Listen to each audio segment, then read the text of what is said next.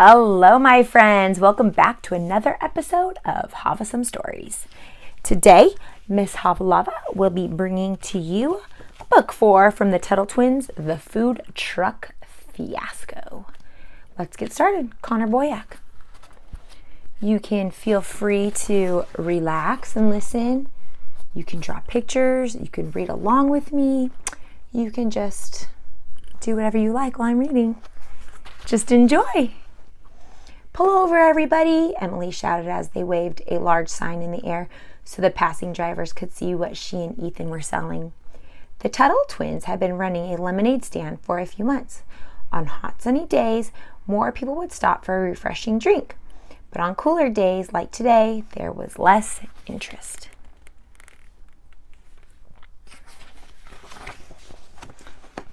Ethan was getting bored and drinking too much of their lemonade. "What? I'm thirsty," he said to Emily as she frowned at him in disapproval. Cars had been driving right by them all afternoon, and the twins were beginning to wonder if it was time to close down for the day. Just then, Emily spotted a bright green truck. "Hey, Amy's here," she said as the truck came to a stop. Amy's family lived down the street from the Tuttles. "Just what I'm in the mood for," she said, exiting her truck. "Can I buy a cup?" "The cups are free, but if you buy some lemonade," Ethan replied, chuckling.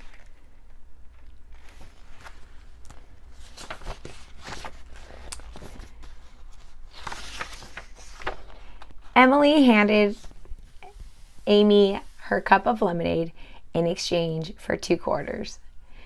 "Could we look inside of your food truck?"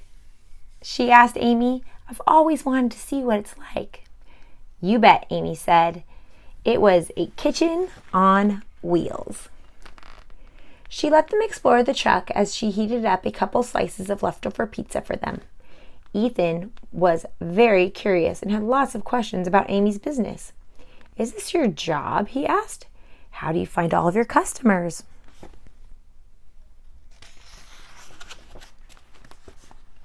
"With this truck, I can go where the customers are," Amy told them.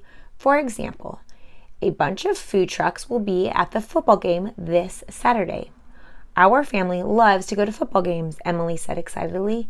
"We are big Tigers fans." Ethan's mouth was full of Amy's macaroni and hot dog pizza, so he simply nodded in agreement. "Then maybe I'll see you there," Amy said, waving goodbye.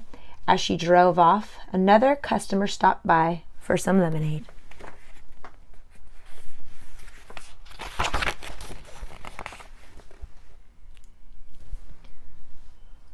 It wasn't hard for the twins to convince their parents to take them to the game that Saturday afternoon. "There were so many food trucks," said Miss Tuttle as they pulled into the parking lot. The family was excited to get some yummy lunch before the game. Emily smiled as she looked around. There were so many different trucks with colorful designs and delicious smells.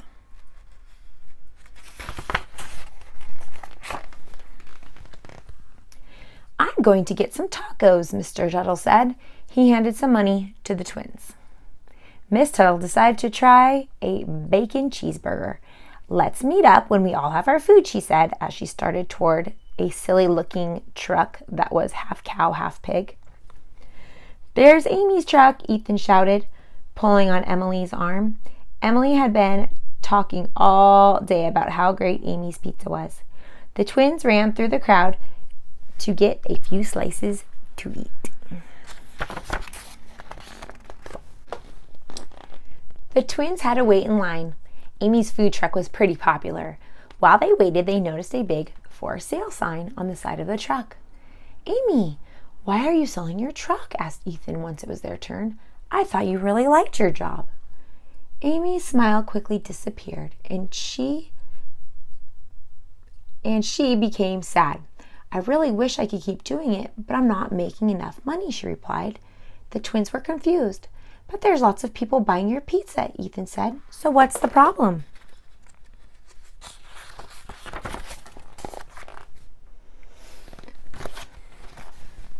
"Well, the laws in our city make it really hard to own a food truck business that's profitable, meaning that it makes more money than it costs to operate. Amy showed the twins a paper that listed all of the laws food trucks had to follow. I have no idea why there are so many regulations, she said, but these rules are to blame for putting me out of business. I just learned that one of the laws won't let me bake my fresh dough unless I buy a really expensive oven like the ones in normal restaurants. Amy added, it would cost way too much money to put one inside of my truck. Doesn't your kitchen work fine the way it is? Ethan asked.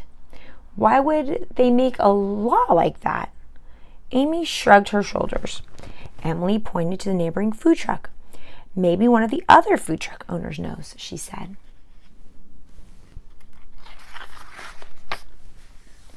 The twins borrowed the paper from Amy and approached a food truck selling Thai food. Excuse me, may we ask you a question about this? Ethan asked the owner. The man next to her suddenly got very angry and shouted some words in his native language that didn't sound very nice. Please, excuse my husband, the woman said. We work very hard to provide for our family, but these laws might put us out of business. She explained that they felt it was unfair to require food trucks to obey all of these extra regulations when normal restaurants don't even have to do it.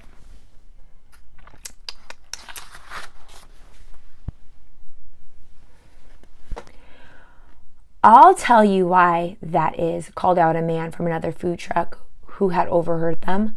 The guy who owns all the Bob's Big Barbecue restaurants is good friends with the mayor, and it's protectionism.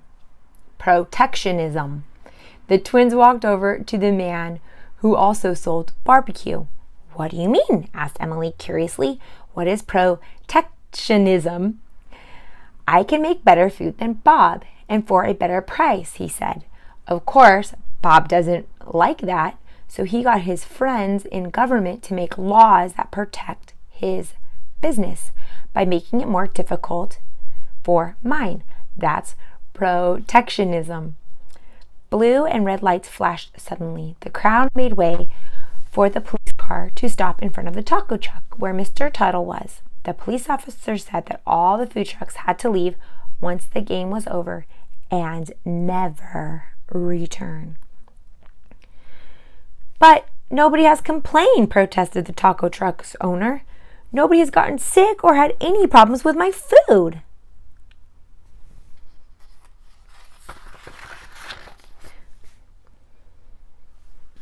I'm just doing my job, said the police officer. You don't like the laws? Try to get the city council to change it, he said. The police officer handed out a new paper with new laws, saying that food trucks couldn't sell food within 2,000 feet of a restaurant. That meant no selling at the stadium, since it was close to Bob's Big Barbecue. That doesn't seem fair, Mr. Tuttle remarked. The food truck owners are just trying to make an honest living. They aren't hurting anyone. But the city council and its laws are hurting people, said a young man nearby. I'm Jared. I actually own 3 of these food trucks. You own 3 food trucks? Said Mrs. Tuttle, who sounded surprised. You seem so very young to be successful. That's the real beauty of the food truck business, Jared explained. People like me who start out with very little capital, that's a fancy word for money, can't afford to buy or build a traditional restaurant. That's Jared right there.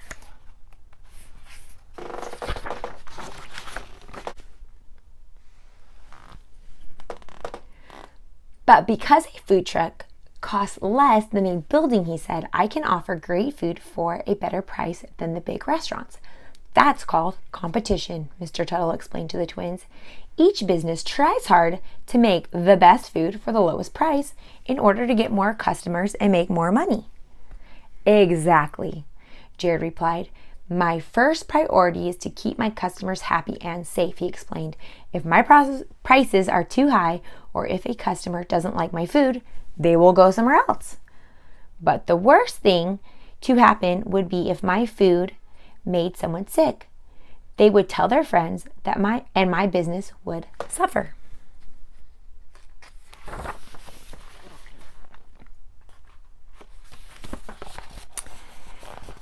As food trucks attract more customers, restaurants like Bob's Big Barbecue becomes less popular, Jared continued. But instead of lowering his prices or making better food, Bob uses protectionism laws to beat his competition. Without competition, Bob can sell lower quality food at higher prices, and people won't have much choice. These laws are really bad for customers. Ms. Tuttle also pointed out that the government often claims these laws protect customers, but they actually just help Bob's Big Barbecue, she said. That's right, Jared replied, smiling. I need to care for my customers in order to stay in business. That's why I pay experts to test the cleanliness of my truck and the quality of my food. My food is healthier and safer than what you might buy in many restaurants, he added. I don't need the city council to tell me how to run my food truck. We shouldn't have to follow these unfair rules or pay fees, he said, pointing to the other food trucks.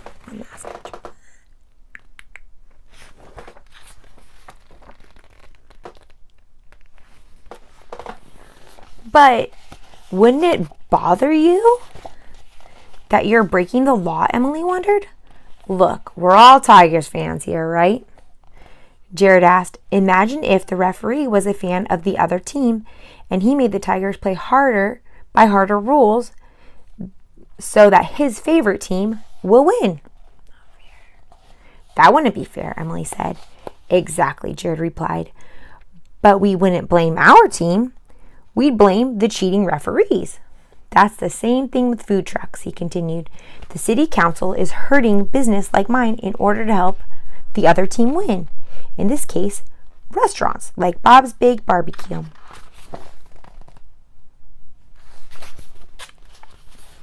After enjoying the football game, the Tuttles walked back outside where they heard some horns honking. The food trucks were driving away from the stadium to follow the police's order. Don't worry about us. We'll manage, even with this new law, Jared told the family. Suddenly, Ethan had remembered what the police officer had said earlier. Hey, what if we could get the law changed? He wondered out loud. Jared looked skeptical. Good luck with that, he said, waving goodbye to the Tuttle family. If you could somehow make that happen, you would be our heroes. Ethan and Emily didn't know how to change the law. Who would they have to talk to? How long would it take? Would it be hard?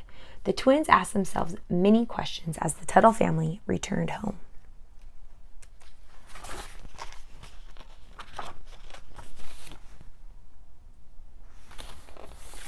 That evening, the twins asked their dad to help them come up with a plan.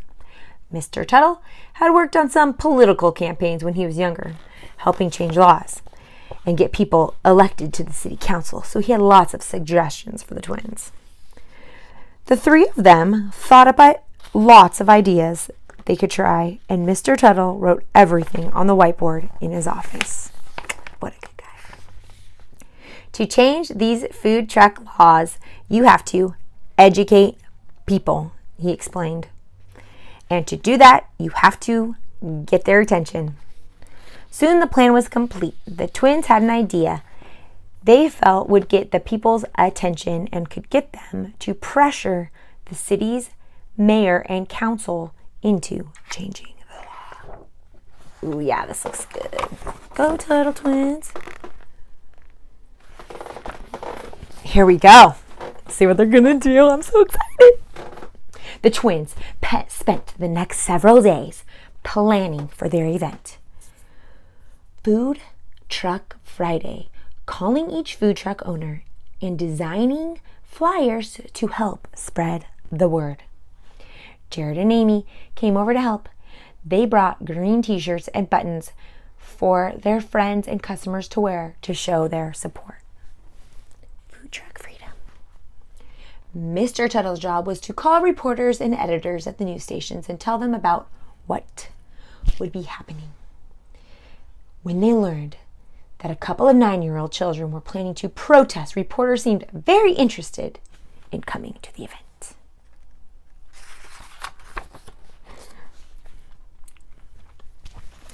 When Food Truck Friday arrived, dozens of trucks began parking near the football stadium. Ethan and Emily also set up their lemonade stand. More than 100 people arrived, enticed by the offer of big discounts on delicious food. The twins handed out t-shirts to anybody who wanted one, and soon the crowd looked like a sea of neon green. TV crews set up their cameras, and a crowd of people gathered by the stage.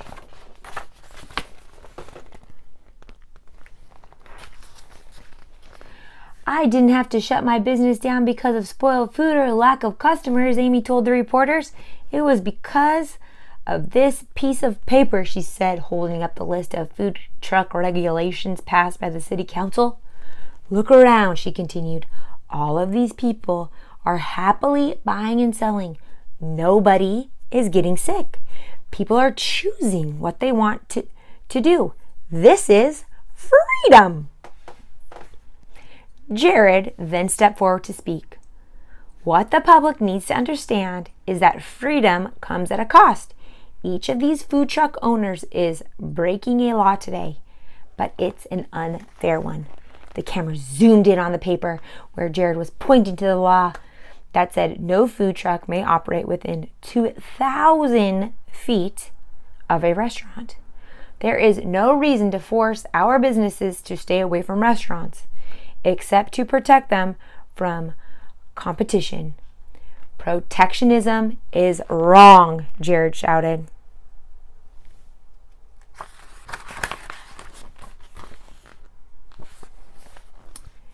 That's why we're here, Ethan said loudly. All the reporters turned around to listen to the twins. We discovered that Bob, who owns this restaurant, was able to get the mayor to pass this law as a way to shut down his competition. How cool, Bob. So we brought the competition straight to his doorstep, Emily said. With a big grin, a large white car suddenly screeched to a halt across the street, and the driver threw open the door.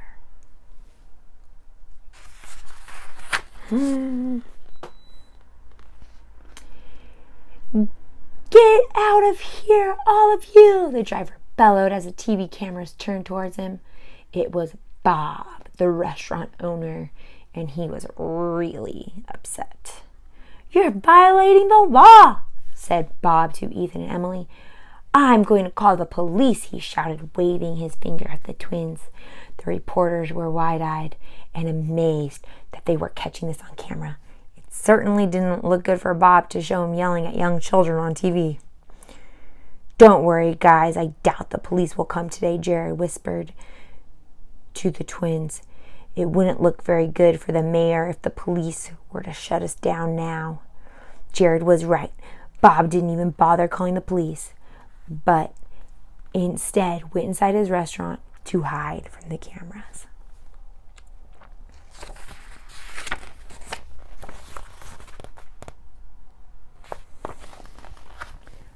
That night, all the local news stations showed Bob's angry rant along with interviews of Ethan and Emily explaining why they wanted the law to be changed.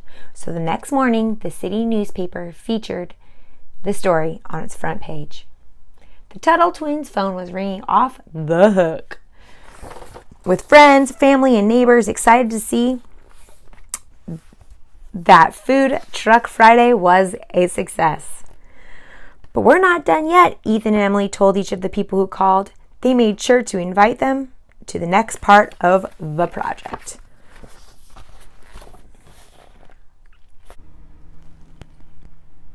The Tuttle Twins weren't the only ones whose phones had been ringing nonstop. Food truck customers and others from the community had been calling the mayor and city council members upset that they would pass laws that let people like Bob shut down his competition. The following Tuesday night was the city council meeting, and the room was packed with reporters and people wearing green shirts and buttons.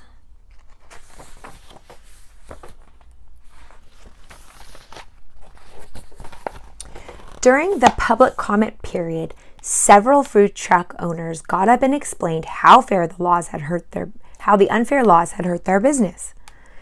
Pinky from the barbecue truck wanted to sell his food at a low price, but because of the regulations, he wasn't allowed to. The regulations said that his food couldn't be priced less than other restaurants. The couple from Bang Bang Noodles wanted to have their daughters help them work in the family business, but were afraid the police would find them. One of the regulations said that only adults could work inside of a food truck.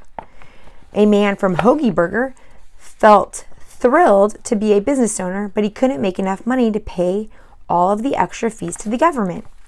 The women from the Little Taco Truck found a great location where she wanted to sell food during lunch hour, but was told she had to move to different places each day because of this law. Her customers never knew where her food truck was.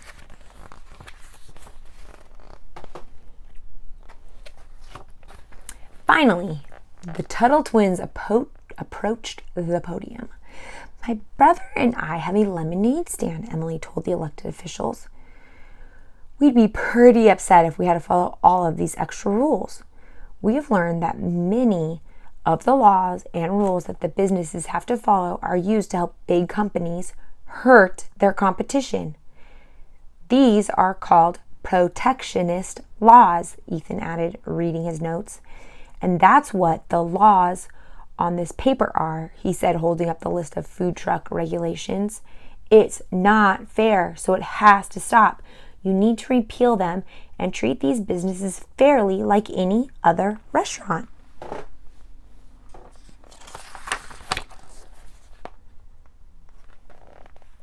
The mayor and council members looked really embarrassed. Now, everyone knew what had happened and how the mayor and Bob had hurt these businesses. The mayor wanted to avoid the news reporters and not say anything. So after the council voted to repeal the unfair food truck laws, he ended the meeting quickly and left. Cheers erupted throughout the building, and food truck owners rushed around Ethan and Emily to congratulate and thank them for saving their business. Jared and Amy lifted them into the air in celebration. The crowd worked its way outside, where there was a special surprise.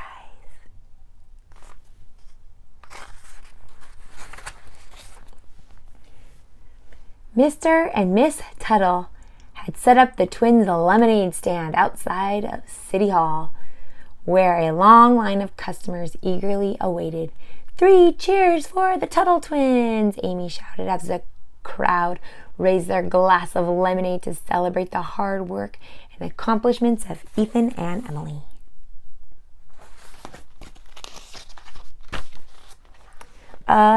Repealed. There it is, folks, the end.